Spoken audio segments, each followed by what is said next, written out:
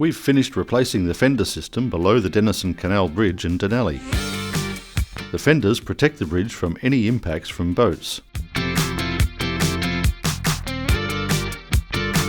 We recently removed the old fendering system, which was at the end of its life. We loaded the wooden segments onto barges on the water and took them to shore. Close to 1,400 vessels use the Denison Canal each year. We did this work during the low season when fewer boats pass through. We also repaired the existing wooden piles. We installed caps to the tops of the piles and wrapped their sides above the low tide line. This will make them stronger and help them last longer. We then attached the new reinforced fenders to the piles. The fenders are made from a more durable material and will be easier to maintain than the old system.